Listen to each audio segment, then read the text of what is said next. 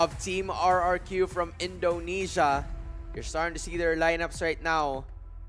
And what stands out to me the most is probably yung combination ng Joy and ng Matilda. It's gonna be super agile na kailangan nilang tignan mabuti. Yeah, tsaka kailangan minamarka lagi ng RSGPH yung pwesto dito ni Banana. Kasi kung hindi sila mag-ingat, baka mahuli sila ng 3-man, 4-man na penalty zone flicker. Pero yung maganda naman dito na kailangan natin tignan is yung timing ng dalawang key abilities. Number 1, yung pagbitaw ng torn apart memory ni Brody. Okay, siguro iniisip nyo, bakit hindi mo minention yung Nether? I'll get that. Alam na natin yung Nether. Let him cook, let him Pero cook. isipin natin yung mga very specific scenario na to. Yung torn apart memory, kung masyado maaga, mangyayari is, may heal lang yan ng Bloom Correct. ni Florin, yung ultimate niya.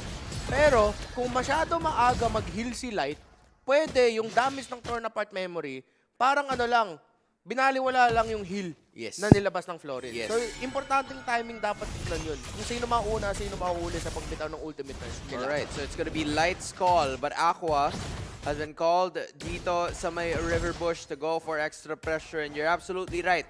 Like, yung mga ganong klase ng timing, split second, once na lumabas yung turned apart memory, they have to be ready for that. I'm talking about RSG Philippines. Kasi ngayon, medyo comfortable naman ang dalawang kupunan to actually go for it. But if you're starting to take a look at the map, Ian's already having a good sign dahil ang bilis niya makapag-invade already at level 4 too.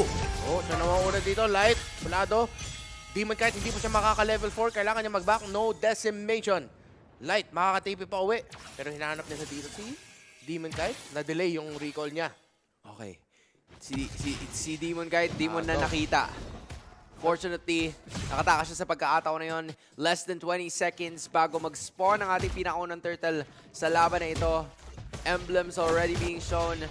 And sobrang dami or rumaragasa ang Wilderness Blessing for both of the mid laners and the roamers as well as they prepare for the siege that is gonna be the turtle na ngayon ay kakaspawn lang. What is the choice gonna be like for both of the teams? Dahil level 4 naman na si Demon Kite pero level 4 din nasa baba. Pero yung masakit dito si Nas, hindi pa siya level 4. Level 3 pa lang.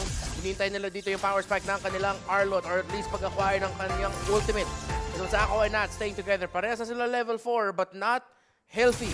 Ano lang miyembro ng RG. Alright, so andun, Nats and Aqua, nasa may bandang likuran at least 60% na kanilang buhay. So papalag naman willing naman pumalag, lalo na si Matsurugi ay medyo nalulugi pa. Wala pa siya gaano ng level 4, so meron pang opportunity pero penalty zone agad. Ginamit na dito, Demon kahit makakalapit po siya sa turtle para ma-retrieve niya. Wow! RSGPH na agaw ni Demon Kite. E tingnan natin kung makakuha sila ng kill. Si Ako ginamit niya dito yung Electrify dito ng Joy pero mamuhuli si Nats. A kill for RRQ. A kill for RRQ para Turtle para sa RSG. Alright, first blood napunta sa kupunan ng Kingdom. Ang kaharian, courtesy of Banana, is gonna be taking that first blood with extra gold as well. Meanwhile, RSG Philippines nakakuha ng Turtle and that is gonna be super beneficial for them kasi mas lalo silang mag-aangas ng konti pagdating sa team fights. Yung extra shield makakatulong sa kanila to go for the extra skirmishes na talagang inaabangan nila and they can play aggressive whenever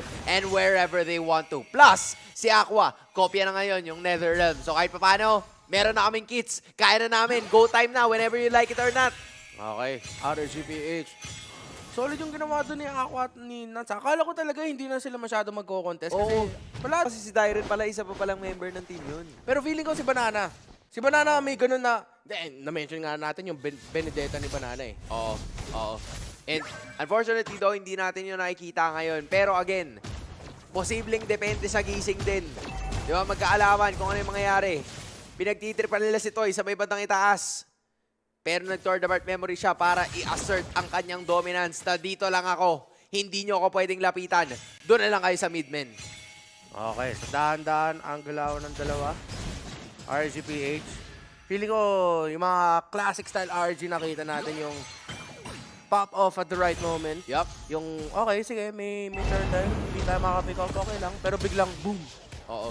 3, 4 na pitas nila. Kumbaga, they're channeling their inner Aldab. Oh, bakit? Sa tamang panahon. Sa tamang, sa tamang panahon. Tama Legit. yan. The perfect timing. The perfect moment. Ito na ba yun? The Aldab moment is here. Banana lalatagan na naman. Nag-dash out. Mahirap mag-contest, pero si Ian, tingnan natin. Ay, hindi. Wala na talagang oras. Na-zone out ng RSGPA. So, slow and steady RSG ang nakita natin ngayon. Hindi ito yung task force Yup. pa. Baka mamaya pa yung task force. Ito yung ano eh, kumbaga, yung RSG na nakita natin nung season 12, na hinihintay lang talaga nila. Minsan kasi may ganun yung RSG. Oo. Nahihintayin lang nila yung scaling nila. Kasi, I believe, or what we saw from different games is that Aqua is the type of killer mage din. Na kuha mo na ng item, scale muna na mabuti. Tapos, once na meron na siyang damage output, edi, sige, latag tayo, larga tayo. Pero mukhang ngayon, go time na. Okay, Circling Eagle, si Demon Kite. Ay, malaki yung crowd control na kuha niya. Oy! Decimation na hindi abot kay Clay. Hindi na kinumit dito ni Demon Kite. Yung ultimate niya. Si Evan! Could have gotten the kill there. Si Yans. At saka si Evan. Grabe naman yung MSC MVP. Backing off si Matsurugi. Pinagsisipa ni Eman, parang walang goalkeeper na nataanan. It's gonna be another pressure felt by the side of RRQ as RC wants to go for it once again. Banana with the flicker penalty zone, pero para magdepensa lang. Pero si Nats with the final slash. Pero kulang pa ata dun sa pag-follow up Nats. No one going down. Grabe, kita na natin kagad. Ano pa lang, initiation pa lang yun. And nagsisimula na kagad yung init. At yung pagbabaga ng dalawang teams na to. Anong oras na pero mainit pa rin ang laruan ng RSGPH at ng RRQ. They wanna go for an extra skirmish pero tanging isa pa lang ang kill na meron tayo in 6 minutes and 40 seconds of gameplay. But that is about to change dahil nagkaroon na rin ng tumbang tore sa may bandang itaas. And Ians is not gonna be able to handle it anymore. Demon Kite, hindi niya sasalubungin. Instead, orange na lang tayo. Stay safe. Dito sa kina, mahatak si Aqua at saka yung knock-up galing doon sa Matilda pero mataas yung heal. Binigay ng bloom ng Matilda. Ito naman si Demon Kite. Nats may final slash out. Ay, wala pa. Naka-cooldown pa. Makakalapit pa sila. The sun coming in from light. Final slash already up for Nats pero hindi na magkukumit ang RGPA. Sabi nila, punta muna tayo dito sa Pagong. Priority natin, yung major objective. Nakapaligid na tayo ngayon. We want to have this for ourselves. Medyo malayo pa si Yans. Kumukuha pa ng kanyang purple. Nats wants to go for it as well. Ando na yung final slash. Kinumit na, Banana brought down to 50%. Si Clay, delikado rin yung pwesto niya. Nats and Aqua, magugo pa nila dito si Clay. Mahuli pa sila at na-force out. Pero si Yans, nakuha niya ang Turtle RSGPH. Sabi nila, sige, makaka-comeback din tayo dyan, makakahanap din tayo dyan. They are gonna go for the tower sa top lane. But you have to commend the Yans on that one. Out of nowhere, bigla siya lumabas using the rhythm to be able to get in a better position para makuha yung turtle na yon. And that was a major work na nakuha ng side ng Team RRQ against RSG Philippines kasi nakapaligid na yung Raiders doon sa turtle pit and it would have been better kung nakuha nila yon. But again, RRQ establishing not that big of like a lead, pero a lead is a lead and you want to take care of it now and maximize on it as early as possible. Okay, agro pwesto na ang RRQ.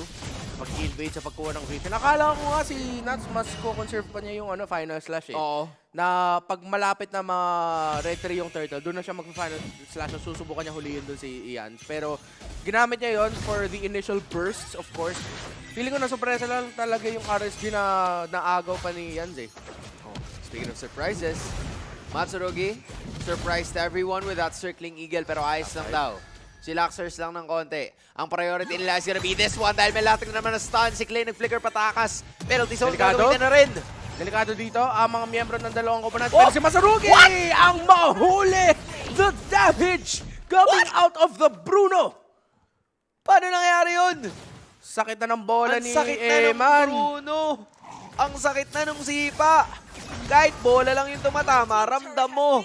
Uy, pero pag natamahan ka ng bola sa mukha, masakit pa rin. Sipin mo yung pag nagbabasketball kayo ng araw, hindi mo nakuha yung rebound, tapos natamahan ka sa mukha ng basketball. Sakit din yun O kaya, sipin mo pag sinipa pa. Yun na nga eh. Kumbaga yung bullet pass pa lang, hindi mo na masalo, masakit na sa kamay eh. Oo. Paano pa pang yung goalkeeper, di ba? Tumabi yung daliri mo kasi mali yung pag-catch mo ng Kaya nga minsan hindi ko maintindihan na paano, gaano ba kalakas yung mga goalkeeper eh.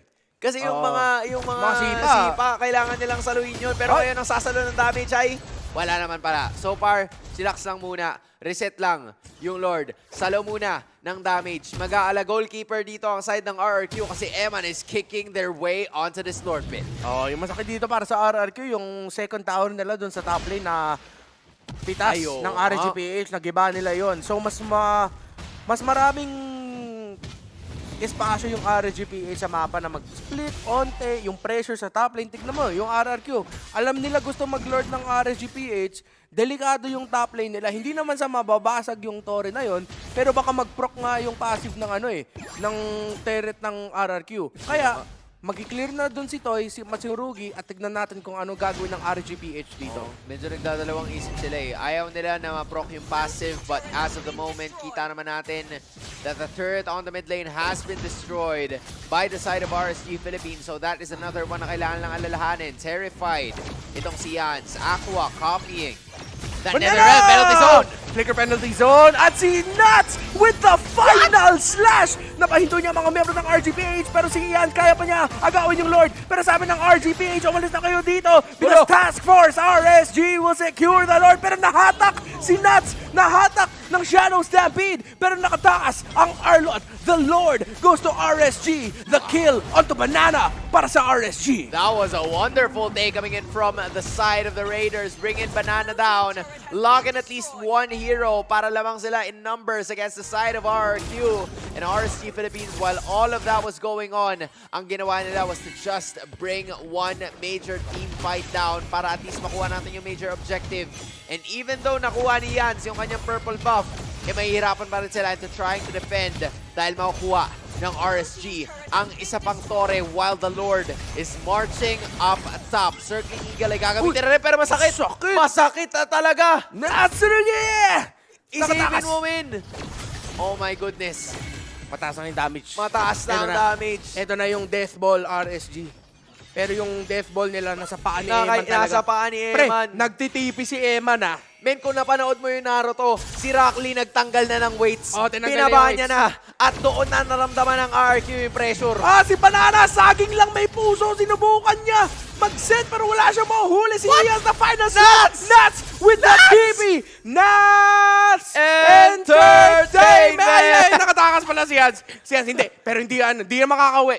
Oh. Ang tawag dito, the long-term play. Ah, hindi. Part Pero, of the plan. hinahanap ni Nuts eh. Pero hindi niya nahanapin. So, yung Nuts Entertainment, naging Ian's Entertainment. Oo. Yun muna. Kasi nanalo siya sa pagkakataon na yun. Pero ngayon, how will they win this fight? Will they be able to defend it? Matsurugi is gonna go down for the side of RQ, and RSG wants to go at it once again.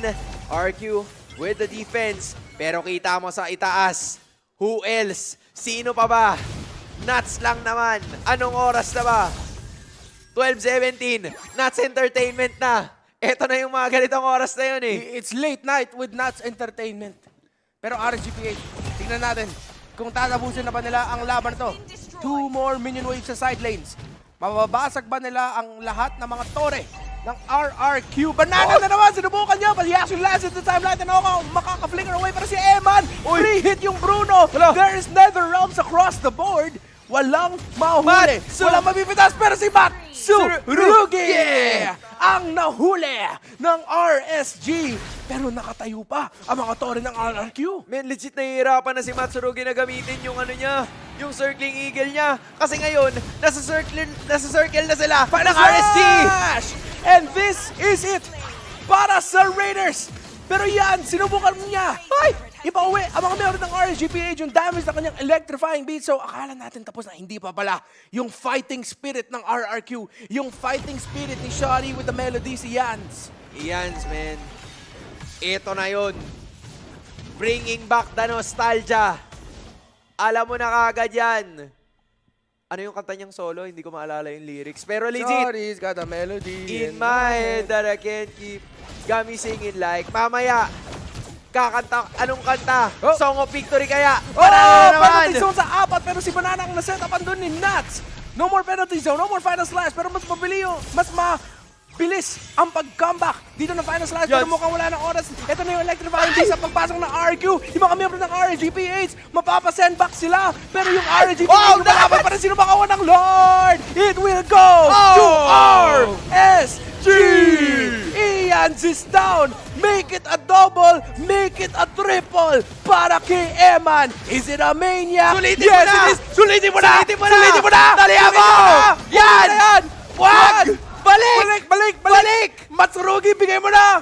1. Okay lang. 2, Okay, 2, 3. 3, May Savage. 4. Wala nakatay yung Savage. Pero okay na yan. Game goes to RSG.